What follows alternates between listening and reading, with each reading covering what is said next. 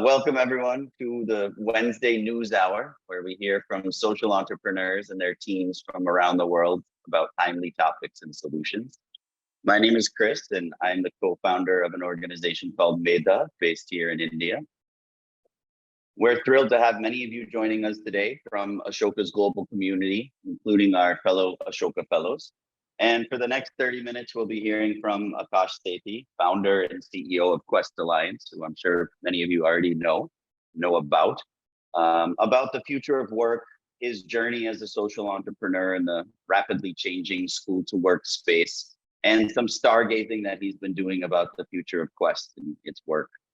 So before we get started, I think some of the housekeeping things are in the chat, but if you want to share questions, there's a Q&A at the bottom. We'll try to get to some of those in the second part of this. And for those of you who want to use captioning, I think that's already mentioned there. You can just click on more. So I thought we would start with a quick story, and I want to keep this as quick as possible so we can get to Aakash and get to these questions. But I wanted to just quickly mention, the first time I actually heard about Aakash and heard about Quest Alliance. It was a little more than 11 years ago now. And I had just moved to Lucknow to start Medha. And coincidentally, I looked a lot more like the photograph that Ashoka used to promote this on social media than I do now. So thank you, Ashoka, for reminding me what I looked like 12 years ago and reminding a lot of other people out there as well. But at that time, we were trying to get this design fellow from a US-based fellowship program. Shout out to Design Impact if anyone's heard of them. To build our first curriculum, basically to build our first program. And we never got that fellow, by the way, but through the process, I came to know that Quest had gotten a fellow from them a couple of years earlier to do similar work, designing some program that they were working on. And so that got my competitive juices flowing. I was like, who is this Quest Alliance? Went and checked out their website, read about Aakash, read about Quest, and immediately was like, oh, damn, they're doing some good work over there, doing some similar stuff that we're doing. I wonder what's happening over there in Bangalore. And this was, I guess, a sign of what was there to come, a bit of foreshadowing, because the next 10 years, I think you could say that, Quest and Aakash have definitely been ahead of the curve, innovating in our space, pushing all of us forward to think about how do we drive greater impact? How do we create unique experiences for our students and our learners? And so, it really was a sign of things to come. I think it was a little more than a year later when we actually spoke on the phone for the first time. That memory is a little bit foggy, but I do remember we had moved into a small office. It was very hot in Lucknow.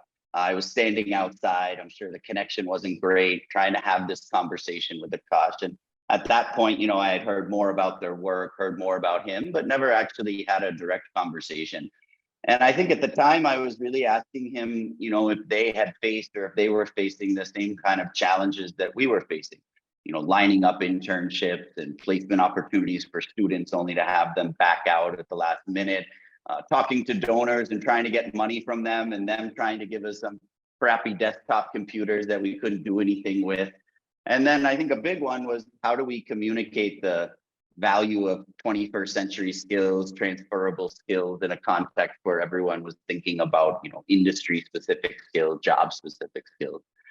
And yeah, I think the only thing I really remember was feeling like I had met, a kindred spirit, someone who was on a similar journey, perhaps a little bit further along on that journey, who had a similar passion for working with young people and a strong desire to change the status quo in the country. And yeah, I've been very fortunate over the last 10 years to get to know Aakash a bit more and, spend quite a bit of time together.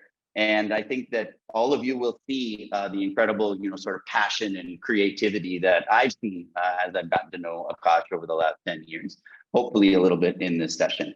So without further ado, I know I've taken up already 4 minutes and this is pretty short, so I'll try to move more quickly. I wanted to start with the big terms that are there in the title of this event. We've all heard a lot of them the last couple of years. They're a bit loaded at this point. The future of work, the future of learning. And very quickly, again, I think we all know Many of you on the line know that India is home to the world's largest youth population, 350 million people between 10 and 24 years old.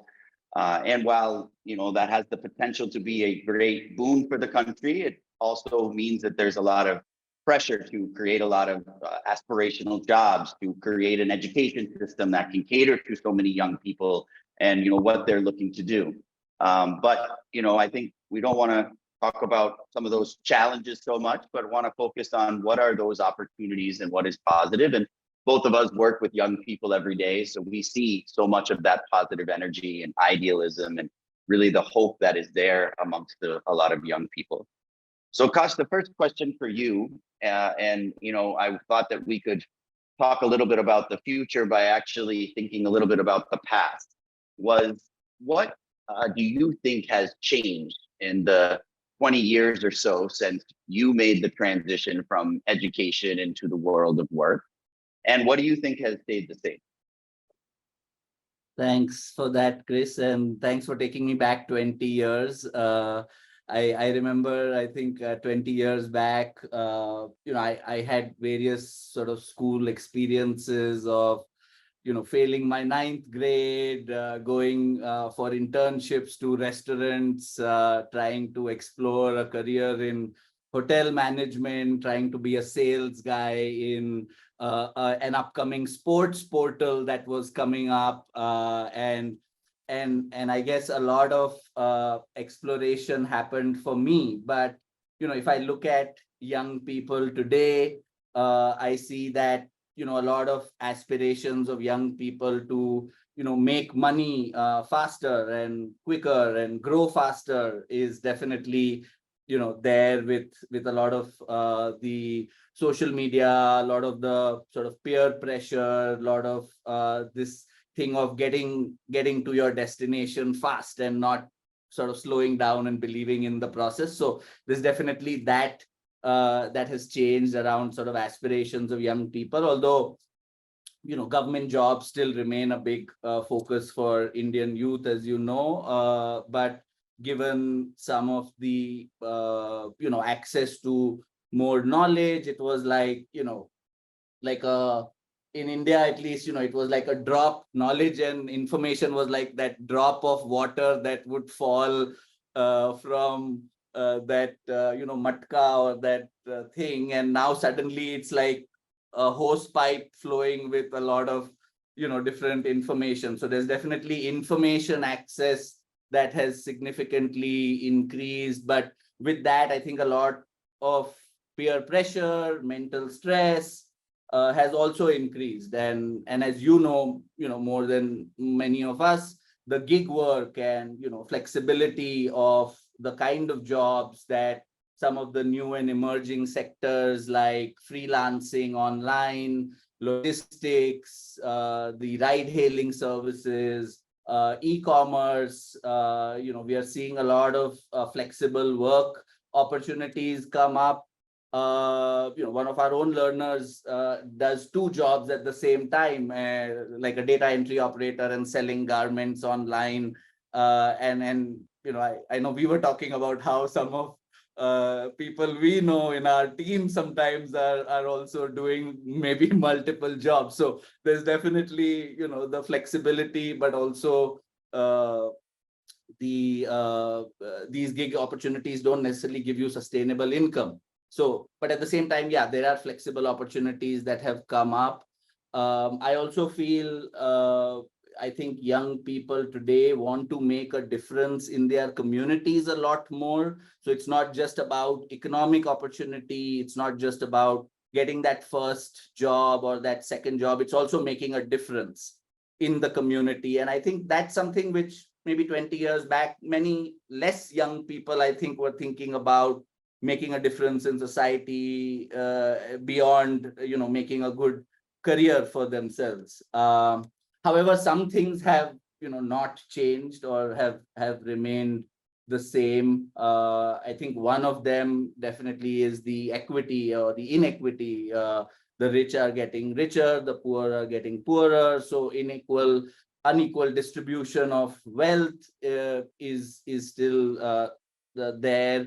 The education system as we know it is not preparing young people for the real world, is not informing them about who they are, what the individual is, getting deeply in touch with the self, and promoting more and more machine metaphors of just growth is equal to linear thinking. And therefore I think the self-awareness and the focus on self is limited. I think the labor force participation, especially for women, is not changed. In fact, that's gone down significantly. So I think that the focus on how are we enabling women to participate in the workforce, I think those norms have gotten stricter than more liberal, I would say, if we see the data as well. And finally, I think vocational pathways or vocational jobs, whether it's doing things with the head, heart, and hand, like the combination of that, whether it's cooking, whether it's plumbing, carpentry, various kinds of jobs which really need you to use your hands. I think we are still seeing people chasing degrees than skills. We are seeing less and less people take on more vocational pathways. So a lot has changed, but nothing has changed. Is how I would put it. Sure. Good. I wanted to maybe pick up on this self-exploration point. I think that's something that we see a lot with our students and alumni as well, of really trying to explore themselves at a certain age, explore what they're interested in. And like you said, maybe they're not getting that space in the traditional education system that they're a part of. So yeah, I was just wondering, any thoughts on how, either that you guys at Quest or other examples maybe that you've seen that have enabled people to have more of that self-exploration. I think you talk a lot about that in general in terms of self-learning, lifelong learning, that being more kind of driven by the individual, driven by the learner. But especially as it relates to this of, kind of thinking more about what are you interested in, what are you passionate about, what are your strengths and weaknesses, what do you want to do? I was just curious if you had any, I don't know, ideas or thoughts on how you've been able to kind of do that, or how do you think we need to do that as a society, as as people that work with young people out there? Yeah, I think the idea which you spoke about, self-learning, oftentimes is misunderstood as learning on your own. While I think the focus on the self, in terms of going deeper within to really explore what's out there, is what the crux of self-learning is, because we know that it takes a village to really get a young person to succeed. So I wanted to break some myths about self-learning is not a lonely activity, or it's not something you do on your own. It is really the ability of a learner to set goals, to have various choice and voice in their path of how do I go about achieving those goals, how do I go about collaborating with people who matter to me, and really build that supportive community for myself to be able to achieve that goal, to be able to continuously monitor or get feedback on where I am going. Is that the right way? So I think we need to look at self-learning not just as an overly individualistic process, but one that is driven by collective self-direction that can help really build a muscle for learners to walk the path of really discovering themselves and discovering the world around them, or around all of us. So yeah, I think therefore, self-learning needs, while it needs technology that can act as an enabler to connect to various resources, and that technology today is, in the form of phones or radio or television. But I think the crux is also around the guidance and support that they are able to get from a trainer, or from a facilitator, or from a mentor, or from a role model, someone who is an adult in the life of a learner who they look up to, but also through peers who they can really lean on to be able to guide that path. So I think self-discovery, or rather self-learning, in that sense, is really a journey of the self, going out and really exploring different ways to learning to fail and get up again. So yeah, that's how I would put it. Sure. And maybe that takes us a little bit on this blended learning space. I know this is your opportunity to plug the recent blended learning report. By the way, we'll put that link in the chat. But I know you guys have recently done a lot of research on maybe the right mix for the right segment of young people in terms of that. And I mean, for me, that comes directly from this conversation that you were just talking about in terms of mentors playing a role, peers playing a role, teachers playing a role, that this is not someone sitting in the corner of the room on their phone, right? Learning everything that needs to be learned in the world. So yeah, I would love to hear, what you guys think about this, because clearly, you've done a lot on the digital learning front for many, many years. So have been, really experienced in how that works, where it doesn't work. And I also see a lot these days of these ed tech companies putting up brick and mortar, learning centers all around. So it makes me wonder, is something broken there? Is something not working there? If as soon as COVID ends, An Academy and you name it is opening centers all across the country. So yeah, I would love to kind of hear what you think in terms of where are we sort of headed in the blended space? Like where do you think that there's a place that we're going to actually settle on, a year from now, 2 years from now, 3 years from now, and this is going to kind of be maybe the model for the foreseeable future in terms of this mix, or is it really a completely unknown at this point about where this may go? And there's a lot of new technology coming that may change that. Yeah, I mean, our learning through, blended it's not, one, there are different kinds of learners, right? There's no one type of learner. There are different learner personalities that one is constantly encountering. And some of the personalities that we encounter are, ambitious learners, but who are, impeded by either access to technology, or they are not familiar with English, or there are economic factors that actually stop them from, doing what they want to do. There are self-driven learners who are creators of content, who have high aspirations, who really lean on the internet to find answers. There are lots of learners who are instruction dependent.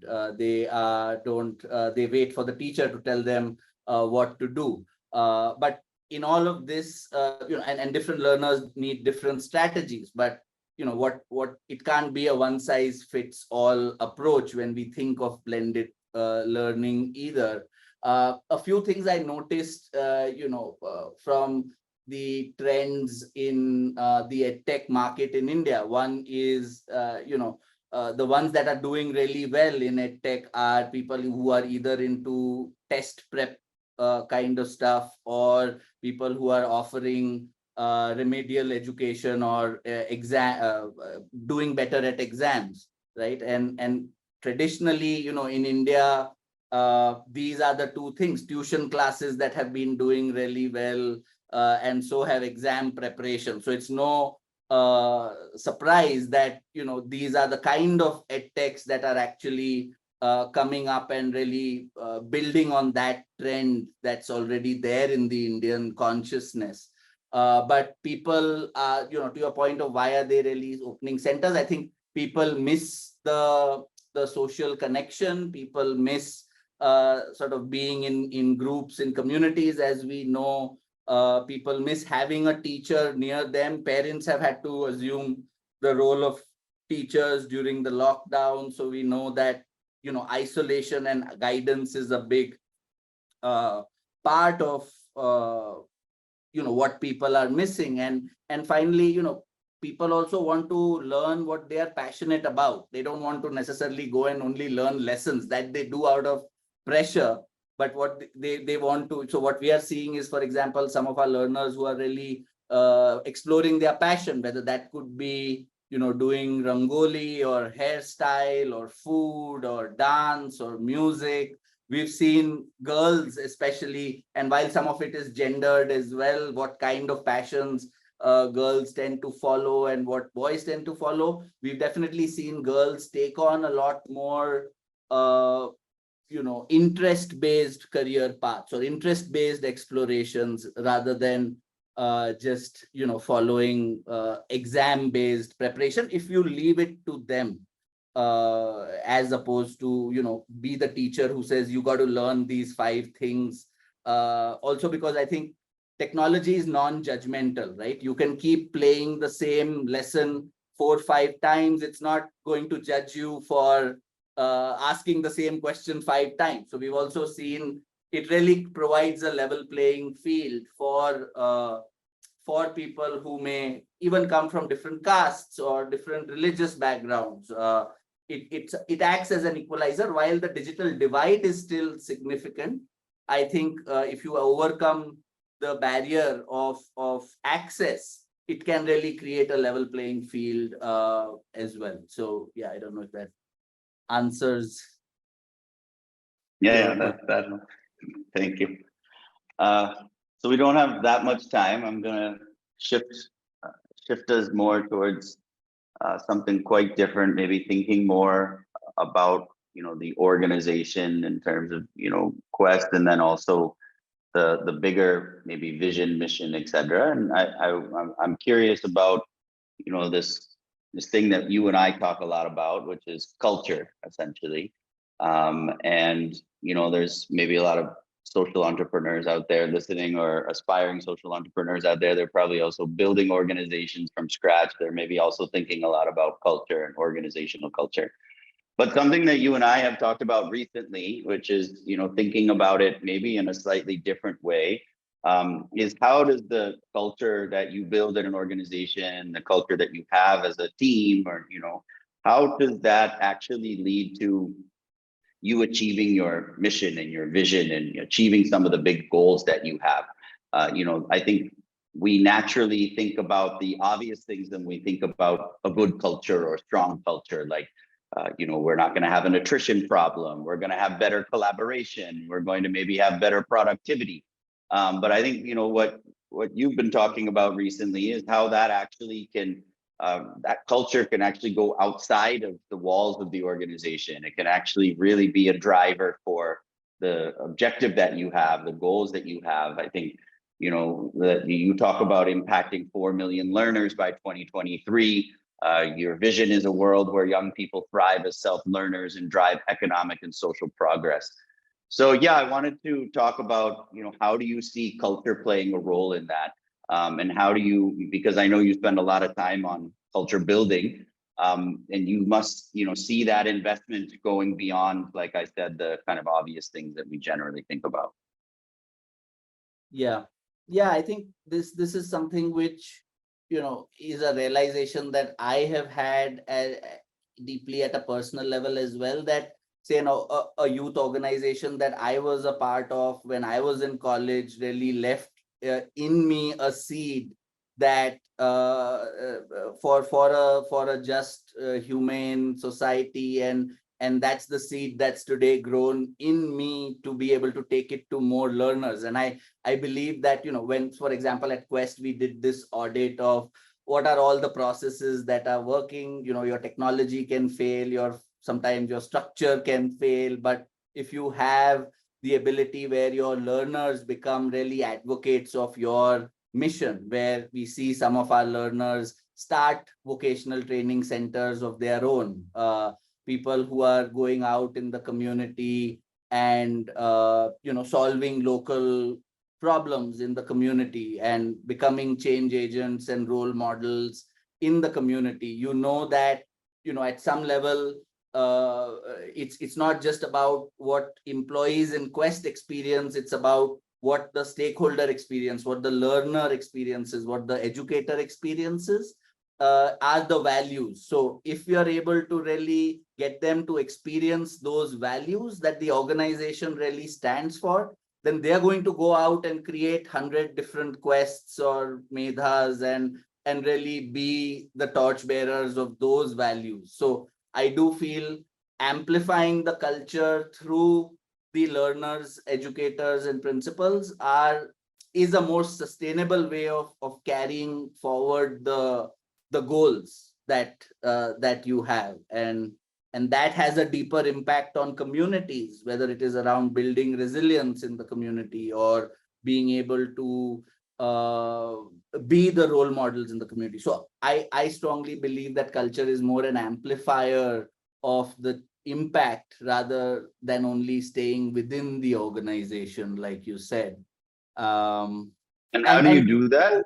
Yeah, in how do you like intentionally take it outside? Sorry to cut Yeah, you off. so yeah, exactly. I was just coming to that you need to step back and you need to let people, young people be leading, right? So you want to create, you want to step back and say you're less important as organizations, and really create the space for young people to say, this is what we believe in you, and you are the ones who are taking this forward. So it's about creating space for more youth leadership to exist in organizations, but also for us to let go and say, it's not my story that's important.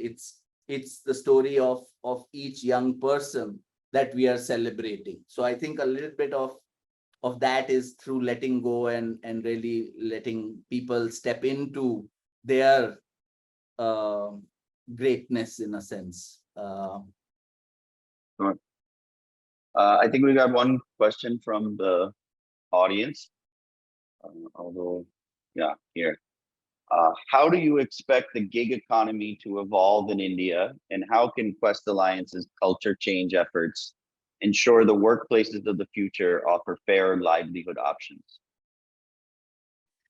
I mean, gig economy has been around in India for many, many decades before the gig word came into our vocabulary, right? People in India used to stand in the four roads trying to get work for the day. Not used And to, still do. they Yeah. still do. Yeah, absolutely. They do. And so, the gig economy has been one of the mainstays of India to be able to, the informal sector is an example, right? 85-90% of 80 odd percent are still in the informal sector. So in a sense, it's been there. It's just got more organized in a sense. And with that organization, there is a lot of unpredictability that has come in to gig workers. Their salaries fluctuate, or their income fluctuates. They are not able to have a stable livelihood. There is no social protection. So there are all of these challenges that we know that what gig economy creates. It's really what we were talking earlier, that it's not relying just on one job, but being able to navigate multiple different jobs and having multiple different gigs. That's probably going to put the power in the hand of the individual. Right now, obviously, it's driven a lot by the platforms or by the labor contractors who are actually offering this. So I think it'll mean the young person needs to become definitely more enterprising to navigate the multiple opportunities that are going to come their way, and negotiate that, maintain that presence online, to be able to get the right kind of opportunities as well. So I don't know if that answers the question, but I just feel the power needs to shift to the young person if this has to happen. And we need a more, a better system of aggregating these gig opportunities. Right now, they are very driven by few companies. There needs to be some kind of India stack that actually aggregates gig opportunities, creates a level playing field for these different people putting up these opportunities. So yeah, I think we need something much more at a national level to create that level playing field for equal opportunities?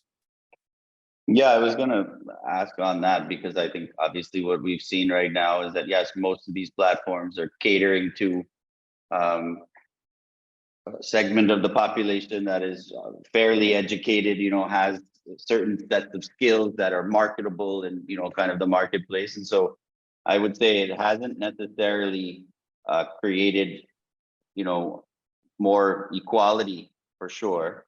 But yeah, I wonder what kind of picture would need to be there for it to create an equality opportunity, as opposed to just sort of perpetuating the inequality that is there and exists. Yeah, this idea of maybe more common platforms, but then that doesn't necessarily solve the skill gap issue, perhaps, where the value that you can earn by writing digital media content versus doing maybe local photography, for example, in your village is going to always maybe be different. So how do you kind of bridge that gap, because it doesn't necessarily solve the equality problem. uh, Yeah. One more question, I know you don't have too much time. What is success to you for your organization?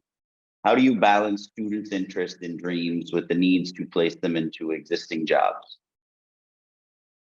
Yeah, I think that's an important question. So it's what we've realized is it's never the first job. The first job is just like your first step into the world of work, and you're still learning, you're exploring. It's the idea that I will continue to have a career plan which is beyond my first job and really work towards that plan, and therefore not to look at the first job as the end, but really the seed that I can continue to build my career through a lifelong learning process that's going to get you to maybe your second, your third, maybe you need to go study more or upskill yourself and get back into work. So I think a lot of those kind of opportunities is what we want to create, that mindset, and not just the first job as the indicator of success.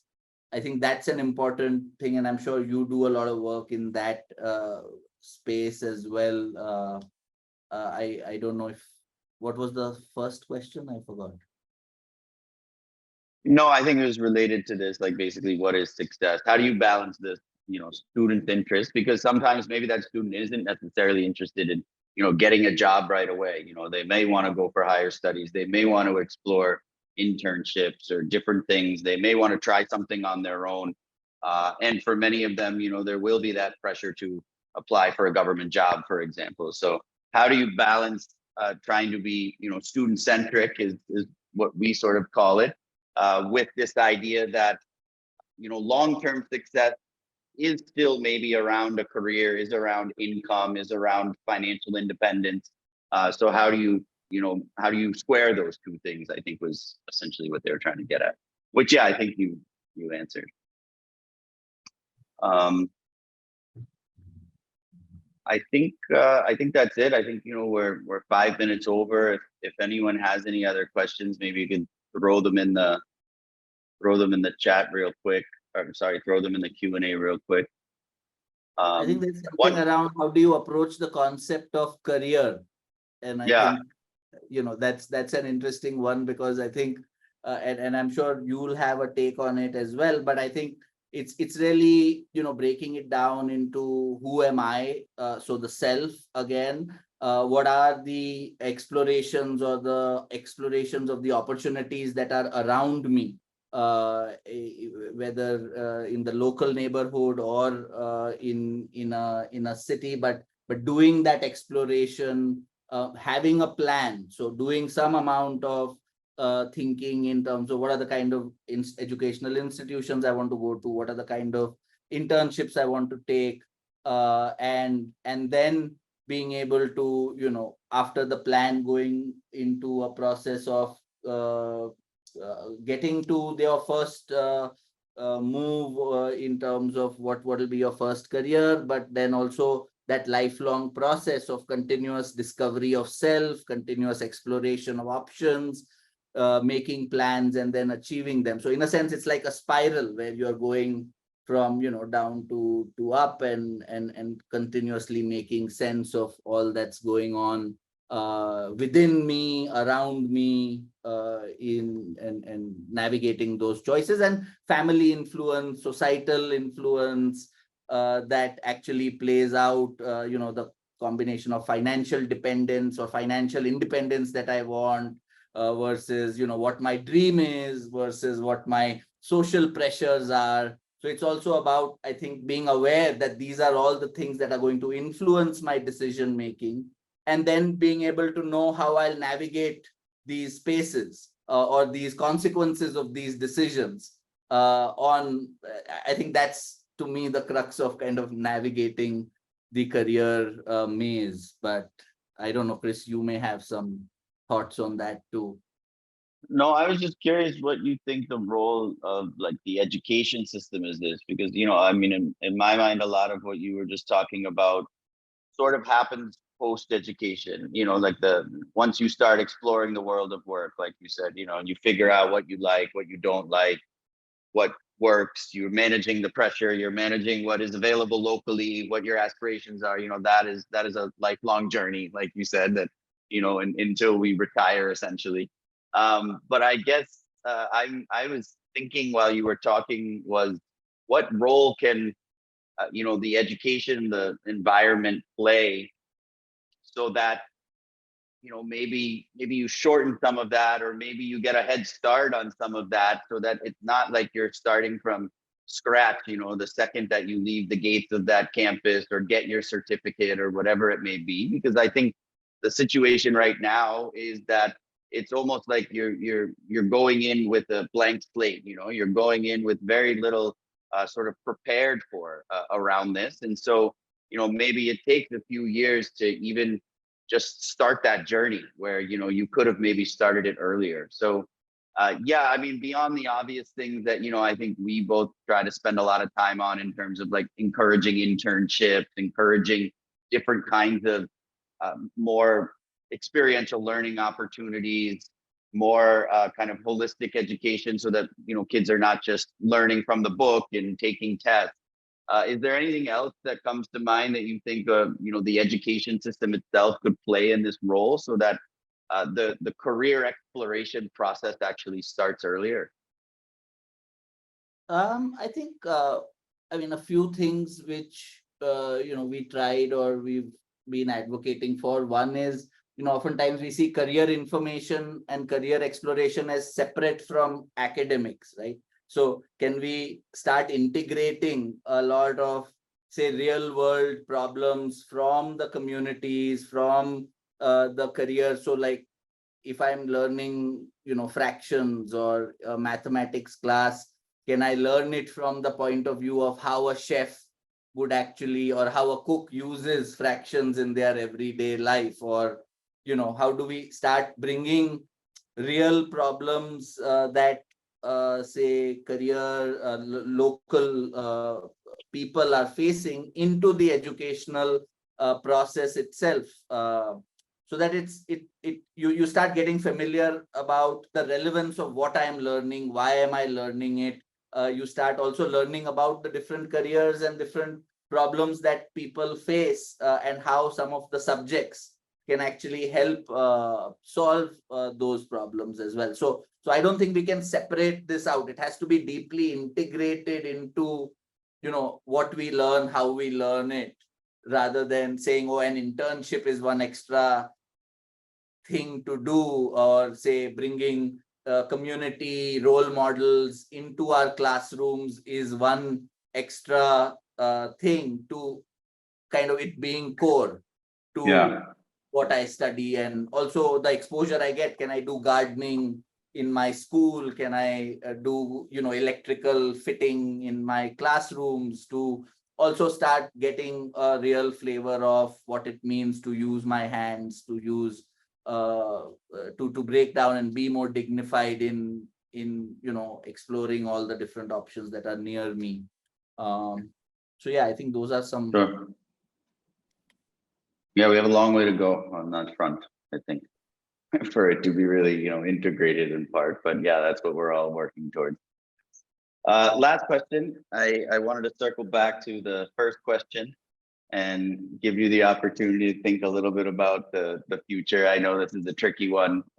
Any hypothesizing about the future is a dangerous thing. But if we were to sit with one of our learners that you're working with today, 20 years from now in 2042, and we asked them the same question that I asked you at the start of this session, basically, what has changed and what has stayed the same? What do you think that they may say? I think I'm definitely hopeful that there'll be more choice that people have to explore the kind of skills they want to learn versus only curriculum that is prescribed by the school or by some board. So you will, definitely see more self-designed paths that learners themselves are charting for themselves. So that's a hope that I have of more choice. I definitely think more women to get opportunities and enabling environments. I think there is a lot of work that's happened, but also happening for women to enter the workforce, whether it is more at home, getting more access to devices, or more mobility, or more participation in decision making processes that for their own lives, and how they want to grow. I would definitely think that we would have made progress on participation of women in the workforce, but also at home, making more independent decisions. And I would say there would be more role models who are not just Bollywood stars and cricketers, but a lot more local people from everyday life who are being celebrated for following their path, following their choice, and doing good for their communities. And I think green mindset and being able to look at things more consciously from an environmental and planetary lens, I think that's definitely going to come front and center into 20 years from now, being more aware, conscious, active about the decisions I'm making for the planet. So I definitely think that's going to be 20 years from now a big piece that we'll be thinking about. Yeah. Perfect. Thank you. That was great. I think we're out of time. Thank you, Aakash, for humoring all these questions. And thank you for the audience who joined us. Thank you to Ashoka for providing this platform. Hopefully we can do this in person, Aakash, maybe next time, as we hope for this time. And yeah, any final thoughts, Aakash, before we sign off? No, nothing from me. Thanks a lot for taking the time to prepare all the questions. And I hope I get to ask you a few questions the next time we get together. So thanks. Yeah, I avoided that tonight. Yeah. Have a good night, everyone. Talk to you soon.